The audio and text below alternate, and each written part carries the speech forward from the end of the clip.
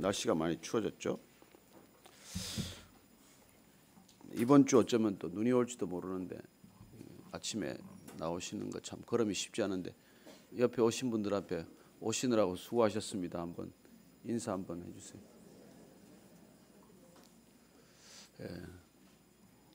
세수하고 오셨죠? 오늘 21장 말씀을 볼 텐데 1절에서 14절까지 읽도록 하겠습니다. 잠언 21장 1절에서 14절까지입니다. 시작.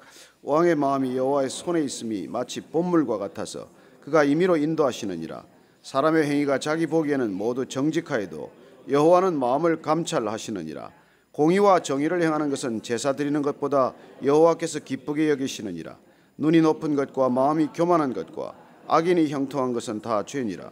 부지런한 자의 경영은 풍부함에 이를 것이나 조급한 자는 궁핍함에 이를 따름이라. 속이는 말로 재물을 모으는 것은 쪽을 구하는 것이라 곧 불려다니는 안개니라. 악인의 강포는 자기를 소멸하나니 이는 정의를 행하기 싫어함이니라. 죄를 크게 범한 자의 길은 심히 구부러지고 깨끗한 자의 길은 고드니라. 다투는 여인과 함께 큰 집에서 사는 것보다 움막에서 사는 것이 나으니라. 악인의 마음은 남의 재앙을 원하나니 그 이웃도 그 앞에서 은혜를 입지 못하느니라. 거만한 자가 벌을 받으면 어리석은 자도 지혜를 얻겠고 지혜로운 자가 교훈을 받으면 지식이 더하리라.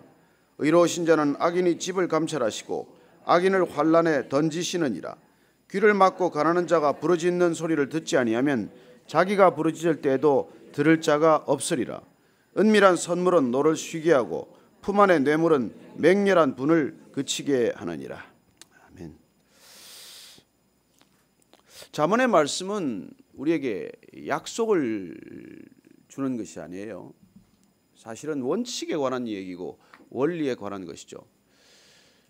잠언이 우리에게 무슨 구체적인 약속을 하는 언약의 말씀이라기보다는 그 당시에 솔로몬 왕을 비롯해서 지혜자들이 세상에서 사람들이 하나님을 따르면서 얻게 되는 그 지혜의 말씀을 다 모아서 편찬한 것이기 때문에 이 말씀대로 우리가 읽으면서 지금 돌이켜 보니까 꼭 이 말씀대로인가 하는 그런 어떻게 보면은 의구심이 생기는 말씀들이 있죠. 그래서 이 말씀은 하나의 큰 원칙과 줄거리를 우리에게 알려주는 것이고 인생의 큰 대로가 어떤 길인지 어떤 길이 바른 길인지에 대한 그런 기준을 우리에게 알려주고 있는 것입니다. 오늘 먼저 2절 말씀 한번 더 읽도록 하겠습니다. 2절 말씀 같이 읽으실까요? 시작. 사람의 행위가 자기 보기에는 모두 정직하여도 여호와는 마음을 감찰하시느니라. 사람이 자기 행위를 볼 때 자기가 늘 옳아 보인다는 것, 그렇지만은 하나님께서 보시기에는 어떨까요? 그렇지 않다는 것입니다. 그래서 늘 자기 자신을 의롭다고 여기는 것, 이게 사실은 죄고 교만이에요. 우리가 하나님을 알아간다는 것은 하나님 앞에 점점 내 죄가 투명하게 드러나는 것 아닙니까? 그래서 우리가 큰 회개할 때 처음에 그냥 통곡하듯이 눈물 흘릴 때는 돌이켜 보면은 그야말로 내가 그 바위만한 죄가 눈에 보여서 그 앞에서 그냥 붙들고 통곡하지만 점점 우리가 하나님을 알아가면서 얼마나 우리 안에 죄가 많은지 일일이 다 고백할 수 없는 그런 죄들이 있다는 것을 깨닫게 됩니다. 그래서 자갈만한 죄를 놓고 또 회개하다가 그 다음에 모래만한 알을 놓고 또 회개하다가 나중에는 어떻습니까? 먼지만한 죄가 자꾸 의식이 된다는 것이죠. 그래서 내가 깨닫는 것은 하나님 안에서는 내가 선함이 없구나, 내 안에 선함이 없구나, 그걸 깨달아가는 것 아닙니까? 그래서 어쩌면 우리가 어릴 때는 그야말로 늘 자기가 옳다고 생각하고 미숙할 때는 자기가 늘 바르다고 생각을 하지만 점점 성숙해 간다는 것, 점점 인생을 알아간다는 것, 점점 깨달아간다는 것은 내 안에 진정 옳은 것이 없구나, 선함이 없구나, 이런 걸 깨달아가는 것이죠. 그래서 사람 행위가 자기 볼 때는 늘 옳고 늘 자기가 정직하다고 말하지만 하나님께서는 마음을 감찰하신다고 말씀하십니다. 예수님께서 오셔서도 그런 말씀을 하셨어요. 또 우리가 이 비슷한 말씀도 앞에 미리 앞에 보았죠? 16장 보면은 또 그 말씀을 아마 해서 그 16장 한번 우리가 더 읽고 갈까요? 우리 본 말씀이지만은 16장 2절 말씀도 같은 말씀이죠. 한번 같이 더 읽겠습니다. 시작. 사람의 행위가 자기 보기에는 모두 깨끗하여도 여호와는 심령을 감찰하시느니라. 그리고 사람이 볼 때는 자기 행위가 깨끗하고 정직하지만은 그러나 그 행위가 하나님 볼 때는 그렇지 않다는 것입니다. 그래서 너무 자기가 의롭다라는 생각에 젖어 있으면 정말 본인만 힘든 것이 아니라 남도 힘들게 하는 사람이 되는 것이죠. 우리가 늘 선악간의 시비, 이게 우리가 문제인데 하나님께서도 그런 말씀을 하셨지만 우리 예수님 오셔서도 누가복음 우리 16장 15절 말씀 한번 찾아볼까요? 하나님이 오늘 기뻐하는 일과 싫어하는 일을 오늘 잠깐 볼 텐데 하나님이 싫어하는 일 한번, 미워하는 일 한번 보십시다. 누가복음 16장 15절 말씀입니다. 찾으셨습니까? 한번 읽겠습니다. 시작. 예수께서 이르시되 너희는 사람 앞에서 스스로 옳다 하는 자들이나 너희 마음을 하나님께서 아시나니 사람 중에 높임을 받는 그것은 하나님 앞에 미움을 받는 그것이니라. 결국 사람들 앞에서 스스로 옳다고 하는 사람들, 이 사람들이 바리새인이라는 거예요. 이 사람들이 종교인이라는 것입니다. 이런 사람들이 종교 지도자라는 거예요. 그래서 사람들한테 옳다고 주장하는 이유는 결국 사람들 앞에 높임을 받고 존중받기를 원한다는 이 마음, 사람들 앞에서 높아지고자 하는 마음, 결국은 그것 때문에 하나님께서 그걸 미워하신다는 거예요. 그래서 우리가 이 지혜로운 말씀을 우리가 알아가면서 이 지혜의 말씀 앞에 우리를 비추어 보면 정말 하나님 앞에서 우리가 드러낼 것이 없다는 것. 내 행위가 내 스스로 보기에는 옳지만은 사람들 보기에 옳아 보일지 모른다고 할지라도 하나님이 보시기에는 그렇지 않다는 것입니다. 여러분, 그게 우리의 인내의 원천이요, 우리의 너그러움의 원천이고 용서의 이유예요.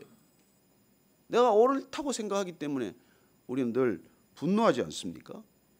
그러나 우리의 행위가 정말 옳고 그르고를 내가 판단해서는 아무 소용없어요. 내가 옳다고 말하는 것 아무 소용이 없습니다.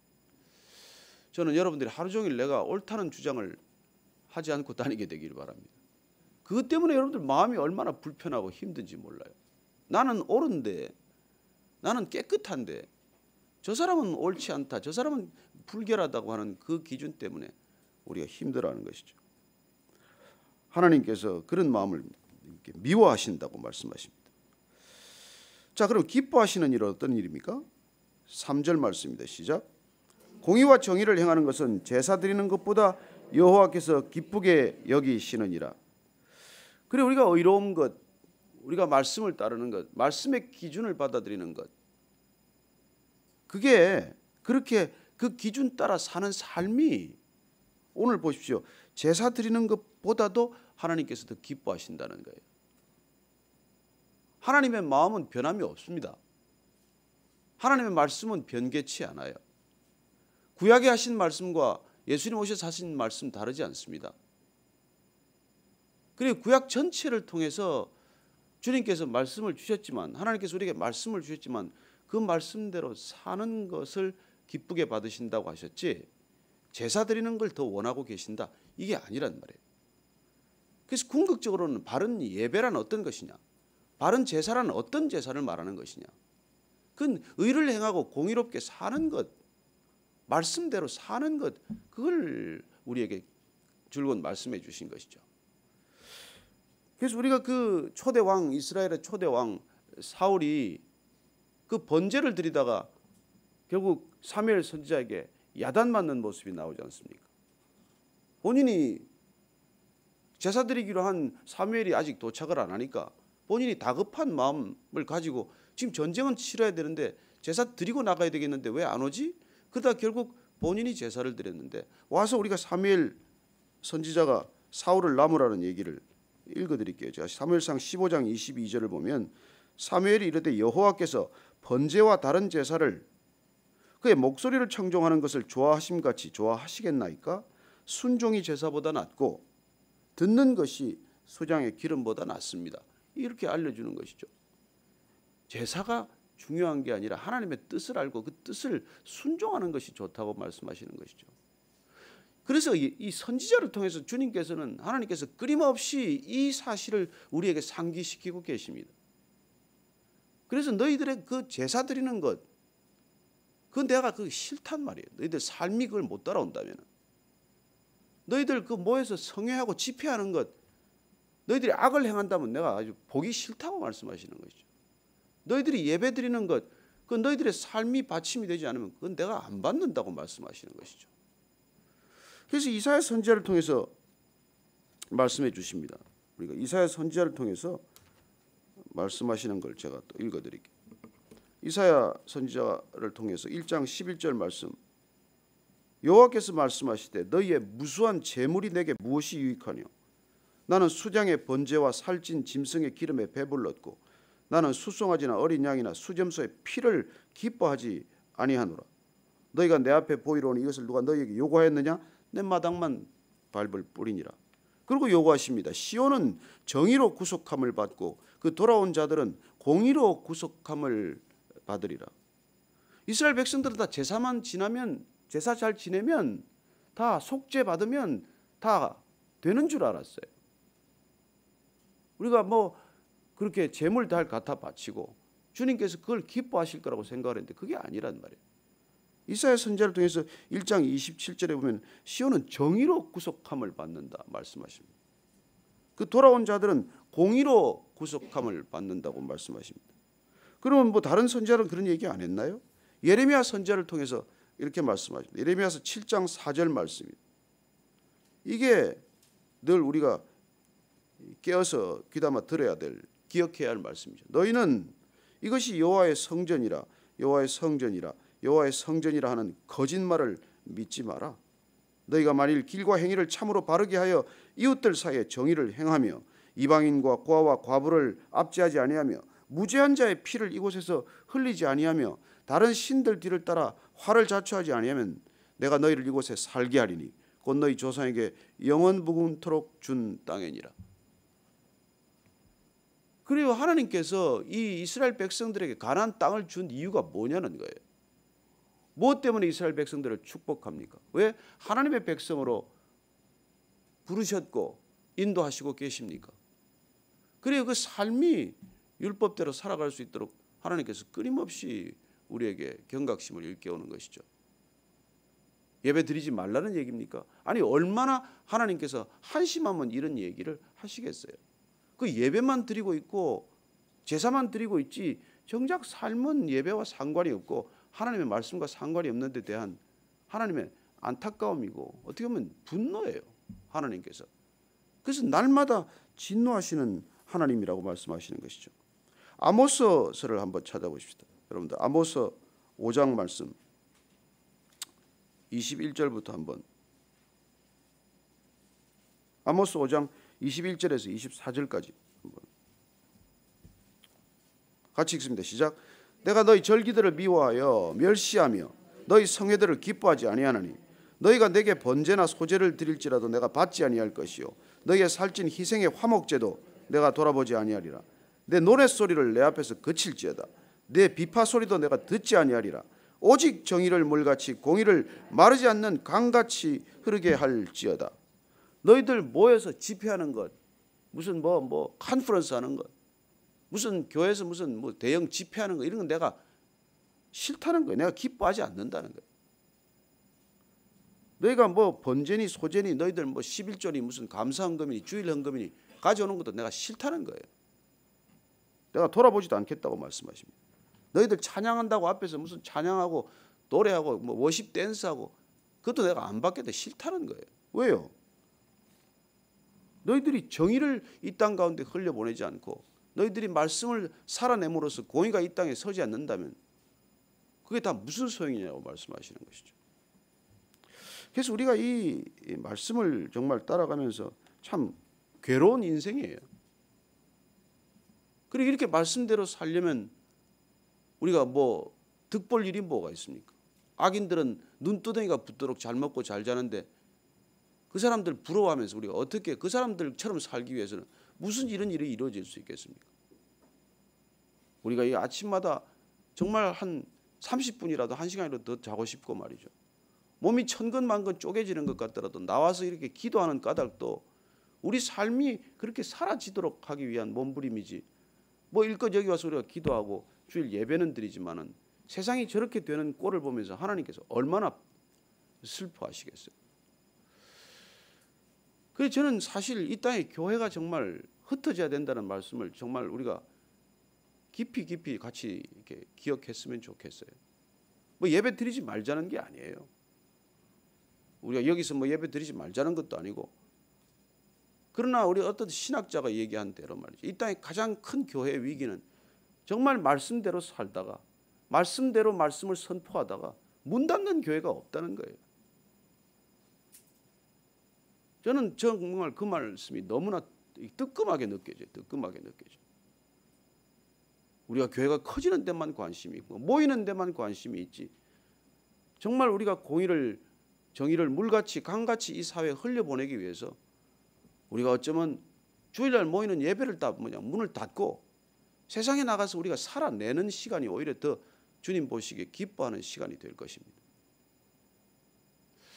저는 여러분들이 정말 이 뭇별에 대한 생각들을 더 깊이 하시고, 우리의 예배는 무엇입니까?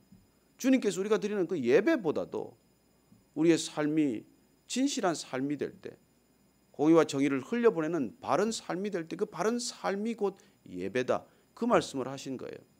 자, 그렇다면 예수님께서 오셔서 다른 말씀하셨습니까?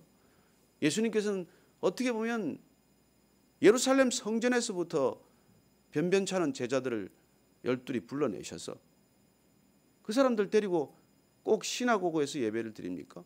예루살렘 성전에 가서 예배를 드립니까? 물론 유월절 때 제사 지내러 올라가세요. 그런 것들을 예수님께서 다 파하지 않으셨습니다. 그러나 그럼에도 불구하고 그분은 사마리아 여인과 대화를 통해서 너희들이 신령과 진정으로 드리는 게 예배다.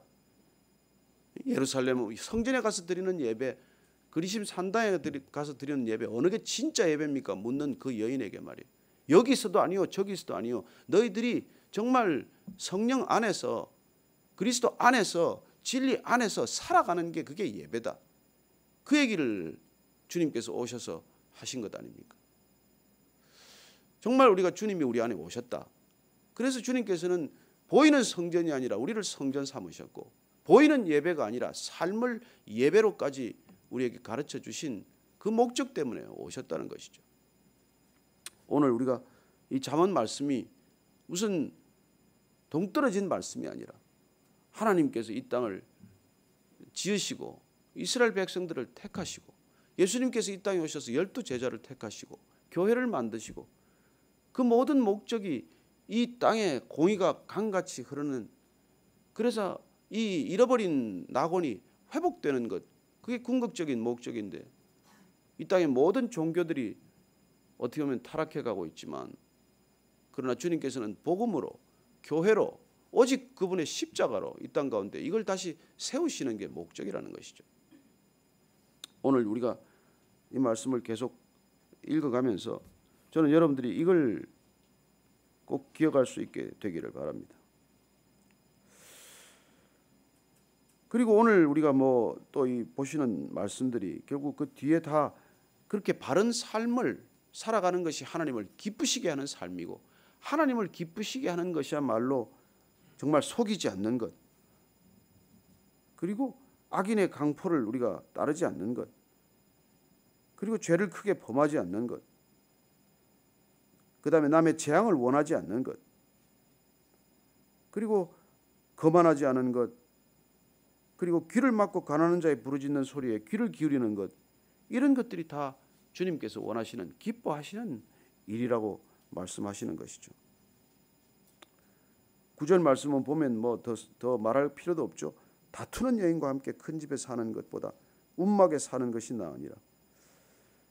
그리고 우리가 정말 가정이 중심이 되는 삶, 부부가 중심이 되는 삶, 부부가 하나 되는 삶, 그런 것들을 우리에게 다시 가르쳐 주시고, 마지막에 14절 말씀 오늘 한번 읽고 마치도록 하겠습니다. 시작. 은밀한 선물은 노를 쉬게 하고 품 안의 뇌물은 맹렬한 분을 그치게 하느니라. 이거 뭐 그러니까 선물, 은밀하게 선물하고 품 안에 뇌물을 주라는 얘기입니까? 아니잖아요, 그죠? 그래서 잠언은 우리가 아까 말씀드린 대로 어떤 약속이 아니라 어떤 보이는 현상을 이렇게 우리에게 또 알려주는 것이기도 하죠. 보편적으로 이런 일들이 일어나고 있지 않습니까? 은밀하게 선물 주는데 누가 얼굴을 찌푸리겠으며, 그렇게 그냥 받지 않겠다는 뇌물을 끝까지 품 안에 넣어주는데 누가 분노하겠습니까? 이런 현상들이 오늘날 우리 사회도 동일하게 있다는 것입니다. 여러분들 선물과 뇌물은 차이는 아시죠? 나는 선물과 뇌물의 차이를 모릅니다. 그런 분 안 계시죠? 여러분, 선물은 그 선선한 마음으로 주는 것이고 뇌물은 뇌를 굴리면서 주는 물건이라고 그래요. 너무 뇌를 굴리지 않고 물건을 선선한 마음으로, 좋은 마음으로, 착한 마음으로 주게 되기를 바랍니다. 그래서 선의는 선의로 전해집니다. 그러나 악한 뜻은, 악한 의도는 결코 선의가 될 수 없어요. 여러분, 물건 받는 것, 제가 아는 분 한 분은 차에다가 늘 선물을 가득 가지고 다니죠. 좋은 뜻으로 가지고 다니는 선물이지만은 그러나 용도에 따라서는 그게 이제 뇌물이 되는 것이죠. 저는 선물과 뇌물이라는 정말 지극히 그 종이 한 장 차이의 물건이지만, 그러나 우리가 정말 늘 따뜻한 마음으로 그 사람의 필요를 따라 주는 건 사실 선물이에요. 그러나 필요 없는 물건 주는 건 뇌물이죠. 되게 뇌물 받는 사람들은 어떻습니까? 그 물건 없어도 살 수 있는 사람들이에요. 그게 없어야 오히려 편하게 살 수 있는데 그런 걸 자꾸 받지 않습니까? 우리가 그런 삶조차도 어떻게 보면 오늘 하나님이 기뻐하시는 삶의 범주 속에서 해석이 되어야 한다는 것이죠. 이걸 과연 기뻐하시겠냐? 내가 주는 것은 하나님이 기뻐하시겠으며 내가 받는 것은 또한 하나님이 기뻐하시겠냐? 이게 우리가 늘 삶의 기준 아니겠습니까? 오늘 하루 살아가면서 우리가 까다롭고 결정할 수 없는 일들 앞에 있고, 때로는 정말 높이 고심하는 일들이 있겠지만, 그러나 기준은 오히려 심플해요. 정말 단순한 기준입니다. 이거 정말 하나님이 기뻐하시겠냐? 이거 하나님이 근심하거나 슬퍼하시거나 미워하는 일 아니냐? 그거 하나 기준 삼으면 되는 것이죠. 어떻게 하면 부부가 잘 삽니까? 이건 내 아내가 기뻐하겠냐, 싫어하겠냐? 이건 내 남편이 좋아하겠냐, 싫어하겠냐? 그래요, 상대가 기준이에요. 그래요, 좋은 관계도 상대가 기준인데 좋은 신앙은 더욱 말할 필요가 뭐 있겠습니까? 좋은 관계가 상대방을 늘 기준으로 두고 늘 역지사지하고 그 사람 입장에서 한번 생각해 보듯, 신앙 또한 항상 내 입장에서가 아니라 하나님은 어떻게 생각하실까? 하나님이 기뻐하실까? 하나님이 싫어하실까? 그걸 기준으로 삼는 하루가 되기를 축복합니다. 그래서 여러분들 얼굴에 그런 기쁨이, 하나님이 기뻐하신다는 게 느껴지면 여러분 안에 기쁨이 차고 넘치는 걸 경험하게 돼요. 그 기쁨은 여러분들 이 세상에서 그냥 겪는 기쁨이 아니에요. 비교할 수 없는 기쁨을 맛보게 되는 것입니다.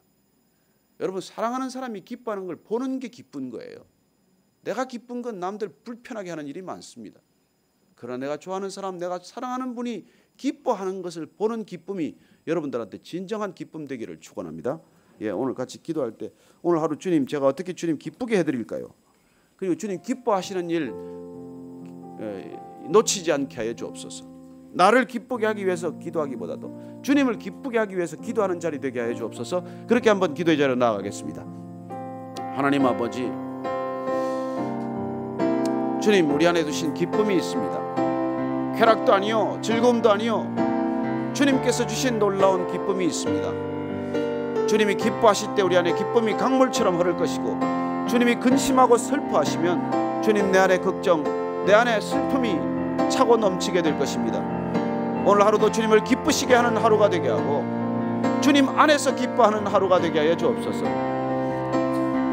주님 밖에서 어떤 것이 있다고 하더라도 그것이 근심이 될 줄로 믿습니다. 그러나 주님 안에 있다면 어떠한 부족과 결핍도 주님 안에서 채워주시는 기쁨으로 넉넉히 될 줄로 믿습니다. 주님 오늘 하루 기쁨의 하루가 되게 하여 주옵소서. 하나님 아버지, 주님 안에서 기뻐하는 하루가 되게 하여 주옵소서.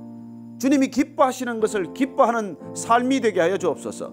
주님을 기쁘시게 하는 일생이 되게 하여 주옵소서. 이제는 십자가에서 주님을 기쁘게 하신 우리 구주 예수 그리스도의 은혜와 주님의 기쁨을 따르면 영원한 곳에 이르도록 우리를 허락하시는 하나님 아버지의 크신 사랑과 날마다 작은 즐거움, 작은 쾌락보다도 진정한 기쁨을 추구하도록 우리를 인도하시는 성령님의 교제하심이 오늘 이 아침에 아버지를 기쁘게 하기 위해 내 삶이 비록 불편하더라도, 내 삶이 비록 힘들더라도 기꺼이 주님 따르기로 결정한 이 자리에 고개 숙인 모든 기쁨의 사람들, 진정한 하나님의 사람들 위해 지금부터 영원까지 함께 하시기를 축원하옵나이다. 아멘.